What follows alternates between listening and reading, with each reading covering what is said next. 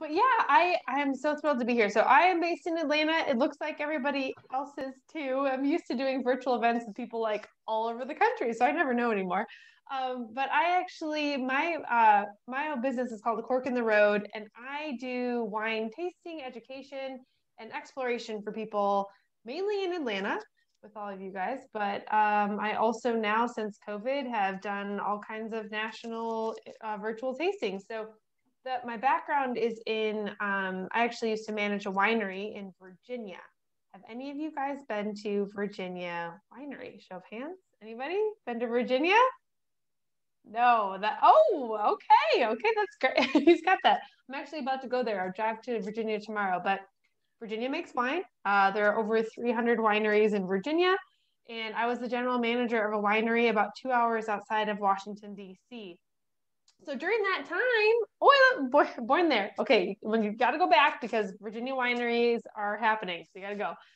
But I was the general manager of a winery, so my experience is really in wine production. I helped my winemaker in the cellar doing a lot of blending, a lot of the chemistry side of wine. But I also ran the tasting room and did sales all over the state of Virginia to taste our wine with people in restaurants and events. So I loved it. But I moved to Atlanta and I missed wine. So I started my business so I could still be doing wine things with people.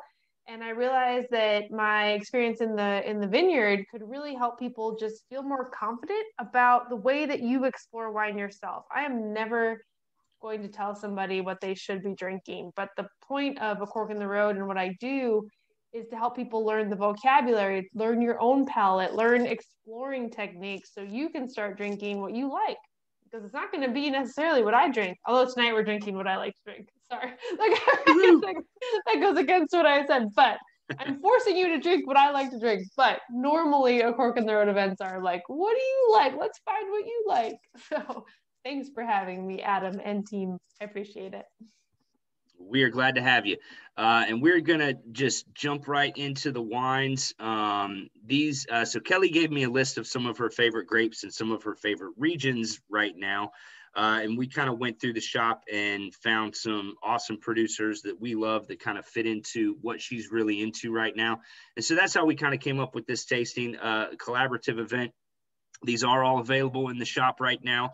All of them super small production and really, really awesome wines. And we're going to start off with Domaine Saint-Cyr. The bubbles. Bubbles. Yes. Do you guys all have your bubbles poured? I want to see them. Yes. Okay, perfect. Oh my gosh. I love this wine so much. Oh my goodness. It's amazing. And it is one that we only get a couple times a year. We usually only get 2 to 3 wines per drop. And it's a beautiful, beautiful rosé from the Beaujolais region in France. Kelly, what's your thoughts on the Saint-Cyr Pet Nat? Why do you love it? So I think that I love this because it breaks, it actually goes, it breaks misconception, I'll say. Does that make sense? So I think a lot of people see a bubbly pink and they're going to be like, okay, what is that? They're not going to take it seriously. And hopefully that's changing. I actually think that's changing thanks to shops like Fermented. I think Atlanta is getting a lot of things in the market where that perception is changing. But for me, it's just so different than what you'd ever expect by looking at the bottle, looking at the wine. So to me, this is a wine where I love Pet Nats in general. I think that it brings together your wine people and possibly your beer people. It has this kind of cool yeastiness to it, but it also is no fuss. It can be as complicated or as less complicated as you want. And I think that's what Pet Nats do. They're approachable at the price point. They let people explore it for a sparkling, for a cool food pairing without being stuck in a category. It doesn't need to be a certain flavor or a certain, a certain rule to it. I don't know. Does that make sense? I like that it breaks a lot of misconceptions about sparkling wine. Yes. And we do too. You know, Pet Nat has been one of the hottest categories in the store, especially spring, summertime. It's sparkling wine that there's no added sugar to. And so it's the most natural way to make bubbles in the world. And basically what they do is they pause the fermentation halfway through the fermentation process, and then they cover it, restart the fermentation process, and you're left with the natural bubbles in the wine. This is 100% Gamay, and we're tasting 2 Gamays in this tasting today, which is really, really fun. And I should say the lineup for those of you who are joining so that you can be prepared. We're going to start with this one, then we go to the Grenache Blanc, and then we're going to go to the Gamay from Oregon, and then we're going to finish with the Pax North Coast Syrah. So Beaujolais, as you know, it is a region that's known as poor man's Burgundy because you can get quality of Burgundy at much lower prices. And that is something that we love. Although, you know, this one's not super cheap, $31 a bottle, but still for the quality of juice that it is, for what the bottle is, for how limited it is, and for everything that you're getting, it's absolutely delicious. Biodynamically farmed. All the vines are from the 80s. So really, really old vines, you know, direct press, cold fermentation in bottle, 3 to 4 months in the bottle after the fermentation process happens, unfined, unfiltered, and just this beautiful, beautiful color, beautiful nose. Kelly, what do you get when you drink this wine? I'm getting a little bit of sweet cherry, strawberry, floral. Oh, I think this one is so fun on the nose, but to me, what sticks out is the texture. It's like a moussiness. And I always think about like, where would I drink this wine and who would I drink it with? Like whenever I approach a new wine, and I think the texture to me sets it apart from some other sparkling rosés that I've had. It's like moussy. It's got the strawberry, raspberry, like it's super, super fresh. Even a little bit of like salty, like it's got some like grassy saltiness, but the texture, that moussy texture to me is what really sets it apart. But I will say that I know we're drinking 2 Gamays. I think it's really fun that you guys carry a sparkling Gamay, because when you think about Beaujolais, people are not going to think about this wine. This is not what Beaujolais is known for in terms of like what grows there. You've got the cruise, you've got, you know, it's a small area, but you're really looking at Gamay kind of by itself and a little bit of Chardonnay. But like the fact that you have something that's done in this style makes me excited. I have been to Beaujolais, and even there I didn't drink bubblies. So the fact that like you have it, I think it really sets it apart in that sense. Yeah, I agree. And Aaliyah's not with us tonight, but as always, she gives us some amazing pairings in the slide deck that she puts together.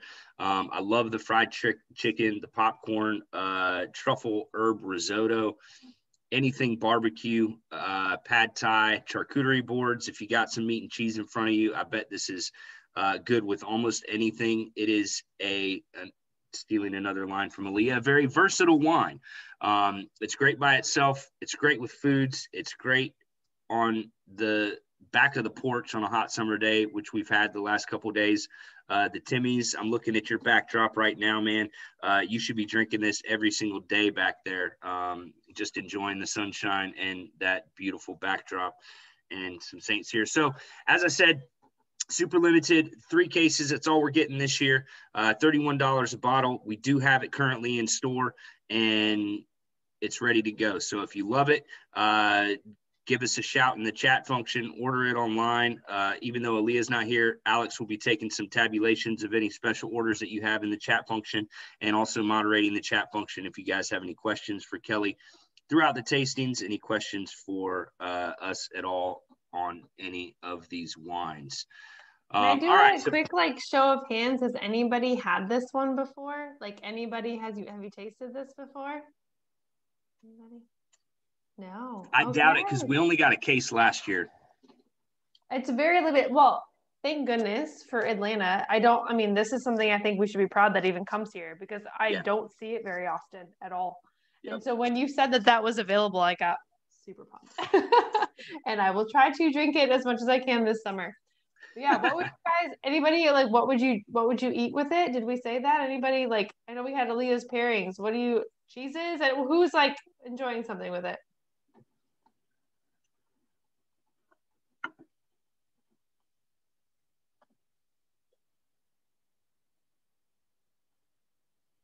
Maybe everything. Maybe everything goes with it. Everything. That's cool.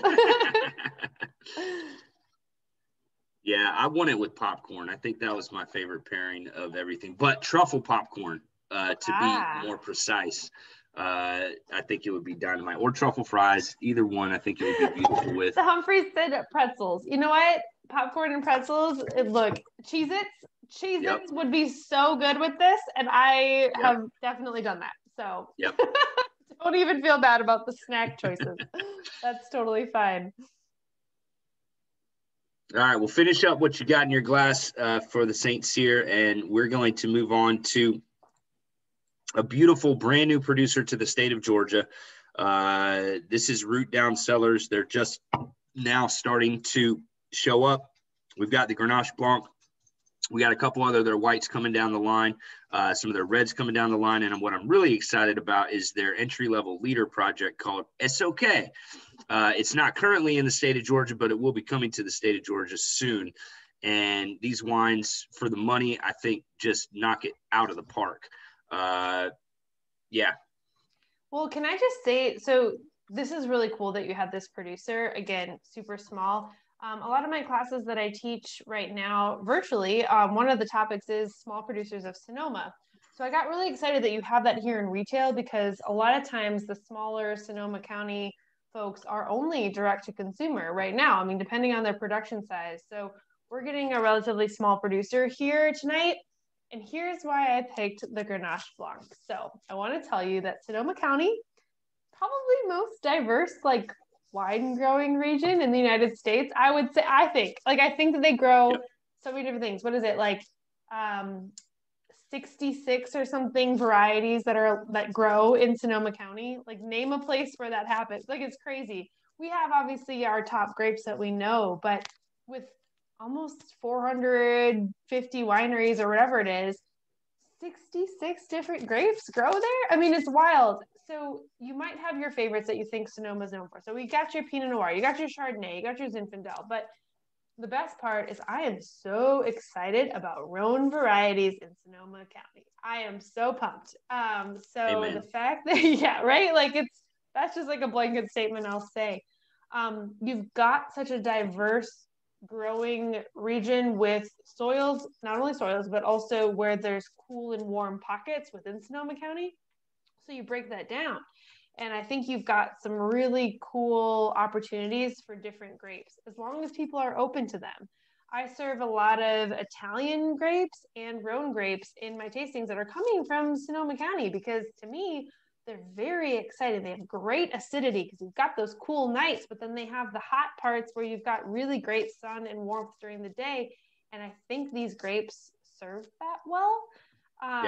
So I like to serve Grenache Blanc just for that reason, because it's something I'm very excited about for Sonoma. And then you break that down even further, and then you've got this producer of Root Down, and they're just like super cool and super unique. So I just want you guys to be open to trying a Grenache Blanc from California. I see a lot of them now, and they're very, very fun. But originally, I think it was a Spanish grape to begin with, I believe.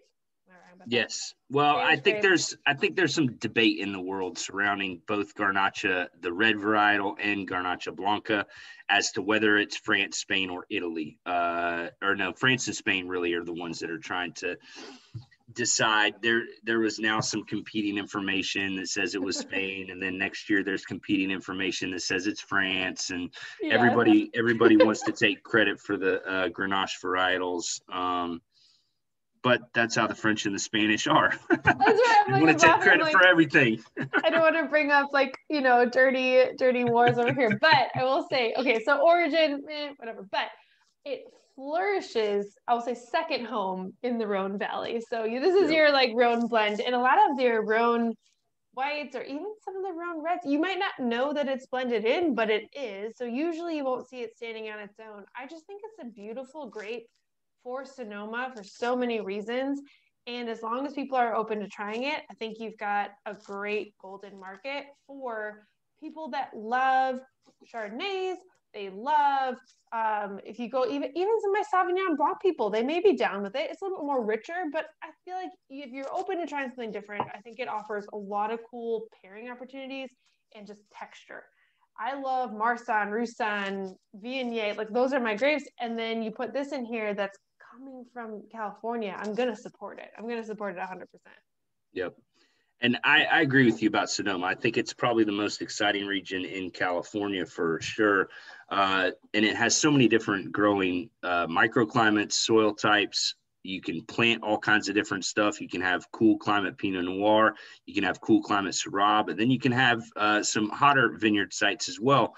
And this is a producer who is committed to sourcing from the best vineyards. So this is a single vineyard, Grenache Blanc. It is coming from the Redwood Glen vineyard that sits right on the border of Dry Creek and Russian River. Talk about two different microclimates. Dry Creek's much hotter, much drier. Russian River, much cooler, much wetter. And you kind of get the best of both worlds there. And very, very natural, really tiny production, and only $27. So in my mind, you put all those things together: small production, single vineyard, Sonoma County, Grenache Blanc, exciting new producer, $27, home run right there. It is dynamite little wine, in my opinion.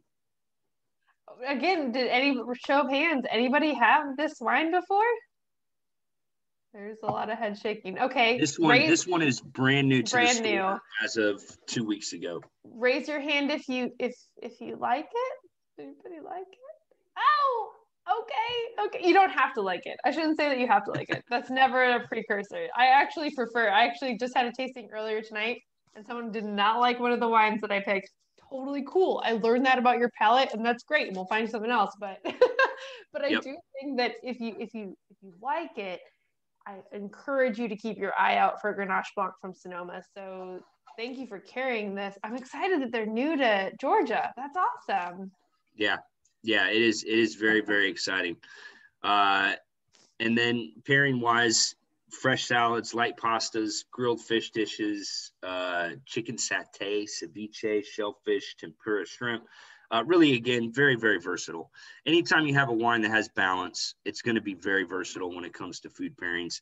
I think that ceviche would be my favorite of all of these pairings with the wine. Just that lemon and that lime, bringing out the lemon and the lime in the wine. A little bit of briny. I think salinity is a huge part to me of Grenache Blanc. I think there's always a little bit of saltiness to it. And that offers it again for food, just knockouts. Like, I think I've had some other Sonoma producers of Grenache Blanc, and it's been not like Moroccan or like kind of like Mediterranean type stuff too. So like that spice, it can handle spice, and a lot of people look for that. So Grenache Blanc's a great option for spicy food too. I guess your Spanish spice. Yeah, I'd be down with that. I agree. Dynamite little wine. I think we'll be able to keep this in stock on a semi-regular basis. We'll see as its popularity may increase and as the distributor continues to try to find new homes for it. We know how that all goes. It's going to be more popular. It's going to be harder to get. Oh, no. Always. Oh, no. Always. But wow. that is the life that we live when we look for new, exciting, fun projects. Keep doing it, though. It's worth it. I say if you're fans of those kind of wines, the energy to try to get them is totally worth it because people will love them and you have to keep going for that. Absolutely. Mm-hmm. Yeah, we're all in at this point in time. We love these kind of producers and it's fun. It's, when you find and discover the new band before they get big and you can say, yeah, I used to go see them when they were in the tiny concert venue and now it costs $150 for a ticket. and there's 50,000 people in the stadium. So get them now before they get hot, and you'll be all the better for it. Well, and he's the producer, like the winemaker, was it Mike? I don't know. He's worked at a lot of like big names. Like he's worked at big time producers like GoldenEye. Yep. I can't remember the other ones, whatever. But like big time. And then he was like, you know what? I want to do my own thing, and I want to use obscure varieties like Grenache Blanc. And so, yes, he might be performing in the small venues right now, but we should be prepared that people will be asking for these. Like it's going, he's got experience at bigger places. Yep. So his reputation will follow as he makes these kind of off-brand grapes. And I think we got to be prepared for that. It's going to happen. Yep. And I think it's a recipe for success. And then we're going to get into a couple reds afterwards. So finish up your white, and then we're going to jump into these beautiful reds. This one, brand new as well, just came into the state last week. It may have been here previously, and then it kind of went away, and now it's back. This is the, I don't want to call it a second label because it's not lesser than, but it's another label from Aberrant Cellars or Aberrant Cellars. We have the Pinot Noir, most popular in the room. We have the Sidecar Off the Wagon, really fun, unique blend from Southern Oregon. And then we have the Luke series. And the Luke series is also going to be concentrating on that Southern Oregon area, Applegate Valley, Medford, and just some really, really cool, fun stuff coming out of there. I'd say over the next 10 years, this is going to be the wine region to explode and the wine region to watch. It'll become the next North Coast. North Coast will become the next Napa, and it's just going to continue moving up the Pacific Crest Trail as the climate warms up and as these vineyards get some age on them. And that really honestly is a lot of it. With the younger areas, Virginia, even though their history goes back a long ways, the new generation of plantings are still aging and getting maturity, and you need that maturity to get these kinds of wines that have the depth and the complexity to be what we are desiring them to be as wine consumers. It's why Georgia's not quite there yet. Their vines need more age. They still need to figure out the right ones to plant in the right places. And Applegate Valley, Medford, Southern Oregon has a little bit of a head start on that, but they're still a little bit behind where Napa, North Coast, and those areas are. So they're right kind of in between where they are. And we do have some bad news as we talk about this wine, and that is that Aberrant Cellars is not going to be around much longer. They got hit pretty hard with COVID. And I think, honestly, the winemaker owner just wants to move on to the next chapter of his life. So they are actually going to be closing down shop and not producing any more wines, I believe, after this vintage. They're going to sell off everything that they have and move on to another industry. And it's sad, and it also is why Kelly and I do what we do. It's to keep these people in the game, because the big corporations make it so hard for the small producers to flourish and to gain traction. And even though they had a ton of traction in our store, it doesn't mean that they do in every market. And a lot of that blame lies on the big producers, big suppliers, a lot of the illegal things that go on in the wine industry. The reason why the wines on the Kroger shelf and the Costco shelf and the Total shelf are there is not because they're the best wines for that price point in the market. There's a lot of other things that go into those decision-making factors. And unfortunately, a lot of it is direct payoffs that nobody talks about and that is technically illegal. And so I say all that to say, let's enjoy it while we have it. We've got it a little while, and this is a really, really beautiful Gamay that shows the difference between Oregon and Beaujolais. And I'm taking up all the time, so Kelly, I'll shut up and let you talk about this wine. No, never shut up, Adam. Never shut up, ever. You have so many fun things to say. I did not know that that they're going to be closing down. That actually makes me even more glad that we're serving it tonight. So there you go. Yep. And that you carry it, because one of my other classes that I teach is Small Producers of Oregon. How many of you, by show of hands, have been to Oregon for wine? No. Okay, just a few. I will say it is such an amazing place to go. It reminds me, and I travel a lot for wine, but it reminds me of like Sonoma 20 years ago. Like it is still so about the farm and the producers that you're going to get people like Everett Cellars, which are such a small, like hands-on, they do everything. You're still going to have that there. It is not blown up to the point where you have to make a certain production point to be successful. There are still people that are making wines for like 1,000 cases, and it's awesome. It's such a beautiful place to go because you get the farm, you get to meet the producers. Oftentimes when they're there, it's just a small environment. But really, Willamette Valley was like established in 1980 something. So, I mean, it's new to the game in the world of wine. And I think that's important to know too, of just like the regulations and what's happening. Now, I love that we were able to serve a Gamay from Oregon, because typically, what are you going to drink from Oregon? You're going to drink Pinot Noir, maybe Chardonnay, and you should drink more of both of those. But Pinot Noir is often the shining red grape of Oregon. But personally, I, again, am excited about these kind of like non as much popular grapes that are coming from Oregon, and I think they have an excellent market segment for Gamay. I often drink Beaujolais like we had of the sparkling, but there's something really special that's happening in Oregon. There's this like really savory, deeper, darker tone that happens in Oregon that I really enjoy. And I think it comes through in the Gamays with still this freshness, this vibrant fruit flavor, but there is this like second layer of depth that happens. So I always like to have those kind of lesser known things, but it's up to us as people that enjoy wine, and that you guys will join on a, virtual tasting to say, tell your friends, buy Gamay from Oregon. It comes down to us of like being excited about it. If you're excited about it. I don't know how many, show of hands, who's liking this one? Who would buy this one again? Who likes it? I don't always know. It's okay if you don't. Well, we'll find out more at the end of the tasting when we take the poll and find out what people's favorites were.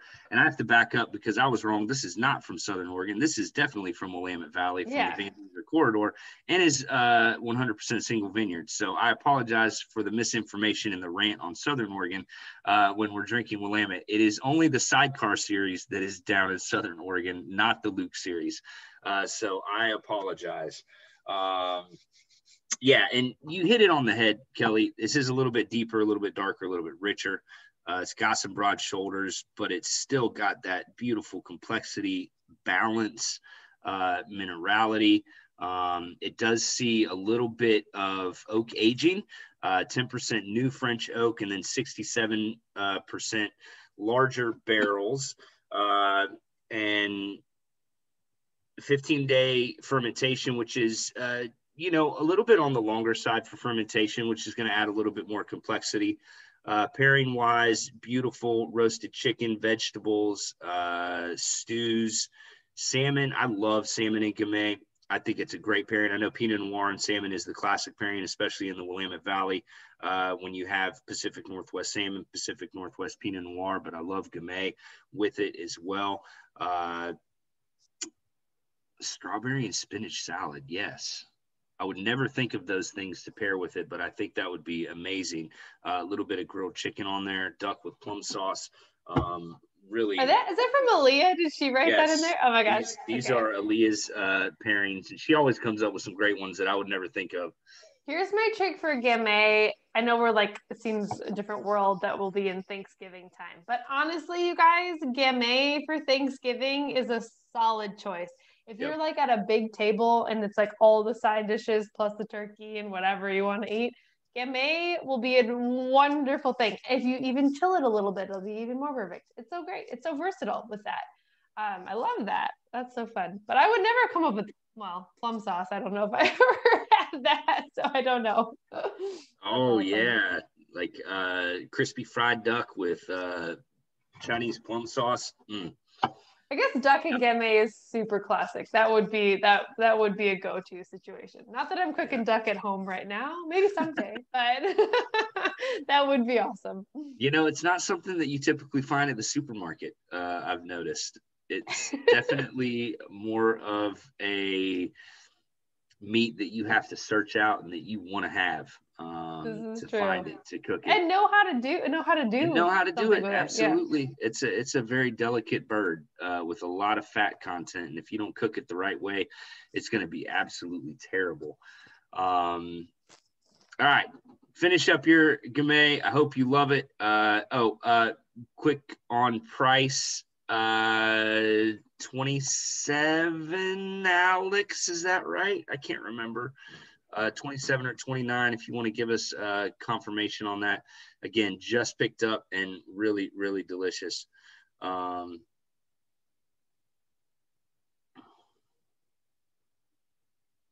yummy.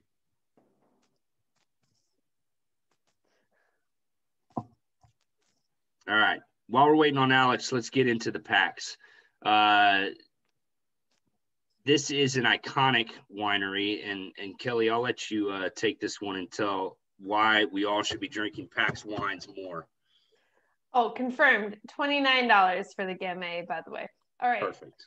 The fact that you just said, let's get into the Pax, is like, I think I say that at home all the time. So this is one that I have on my shelf at all times, you guys. I've been drinking Pax. It's probably got me through 2020. So shout out to Pax Wines for that. Specifically the North Coast Syrah, because the price point for the quality is unbeatable. This is crazy, crazy stuff. So Pax, their tasting room is located in Sebastopol in Sonoma County. And my husband and I, when we go out to California, we usually stay in Sebastopol. It's a wonderful place to stay because it's kind of like you can go anywhere in Sonoma County, but also Napa. And we always pick a place that's walkable to the Pax tasting room because we're probably going to end up there at night. That's usually what happens. So Pax, he is an amazing person for the grape of Syrah in California. He saw a gap in the marketplace. He said, I think there's a lot of potential here. So we started using Syrah back when people weren't really using Syrah. Flash forward, Pax, now they have a ton of different wines in their portfolio, but they're really known for single vineyard Syrah all around Sonoma County. And the Pax North Coast is a blend of a ton of different vineyards to kind of do like their artistic take on what Sonoma can do for Syrah. But he also is super influenced by the Rhone Valley. So you're going to get a lot of French influence here with California grape.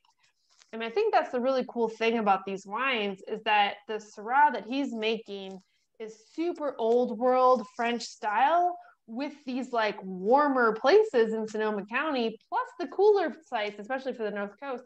He blends it. So you're going to get a whole different style in terms of fruit profile, but they're made in the Rhone Valley. Like that's like, he's going with that influence. You can tell that he likes to drink that. So you get the blueberry, the black plum, peppercorn. It's super peppery with tobacco and all of that. So it's got that like classic style with California fruit. And if you like this is about like, I don't know, like retail, isn't it like 30 something for you guys? 32, something like that? We are at 41 on this one. 41. I wish we could sell it at 32. Okay, so yes, so right. So that's like 41. So then if you think about they also do single vineyards of all of the places that are blended into this. And those are a little bit more price point for like specific flavors. But the fact that you can get this at this price is insane to me. It's insane to me. It's like such a beautifully crafted wine for this price. And I will always thank Pax for the value that's in those wines. It's amazing. Yeah. It's amazing. I agree. And it is, if you put this up to the same price point from Rhone, you put this up to the same price point from really anywhere around the country, this blows it away in my mind. You hit it on the head when you said old world style, but with a little bit warmer climate fruit. You have a little bit more richness, that blackberry, that blueberry, but it still has spice. It still has structure. It still has a good acid level to kind of balance everything out, to make it very fresh on the palate. My mouth is watering afterwards, which is always an indication of the acid of the wine.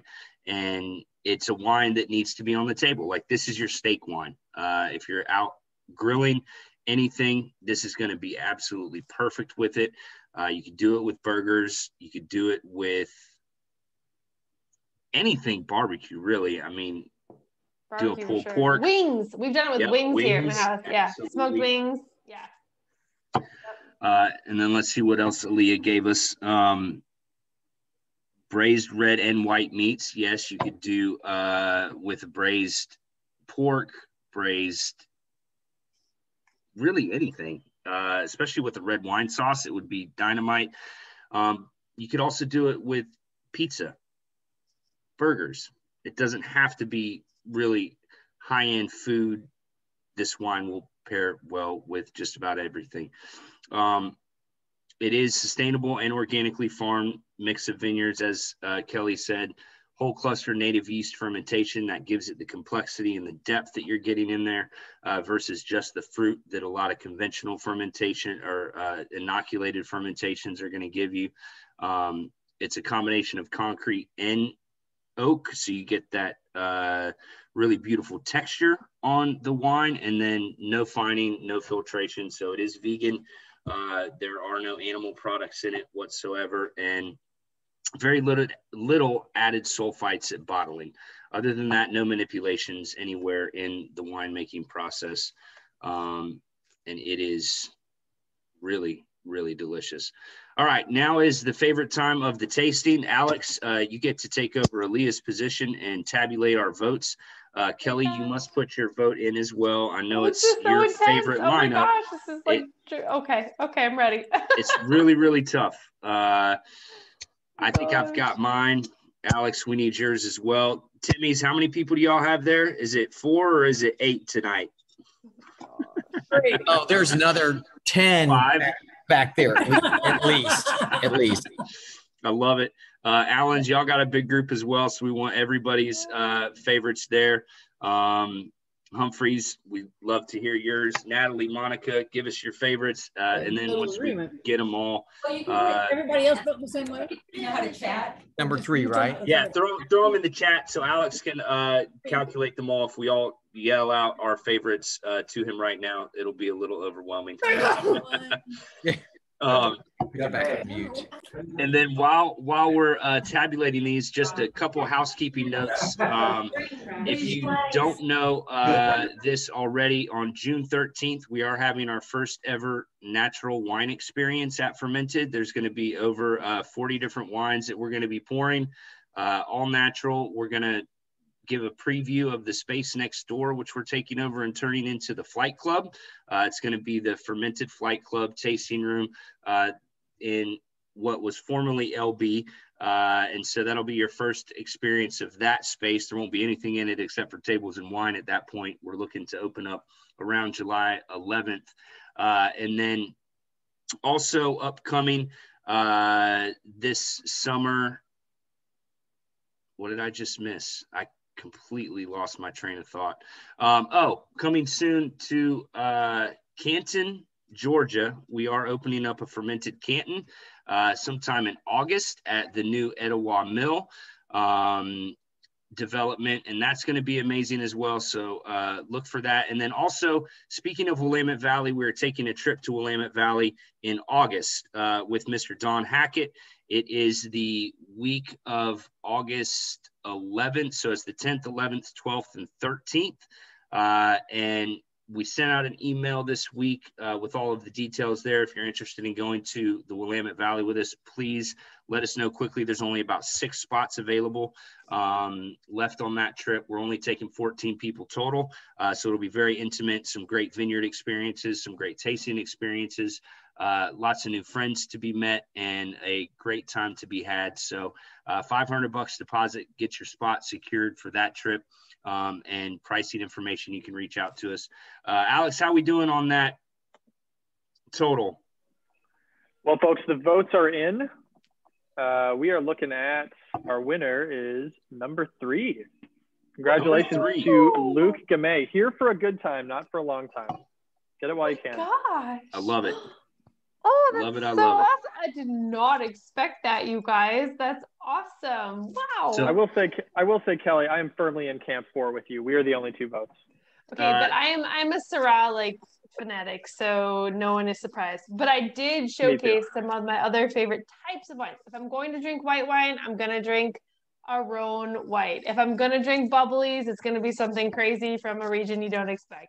And if it's going to be something lighter, it's going to be Gamay. So like, I feel like that was really hard for me to choose. These were all my favorites. So it was They hard. are.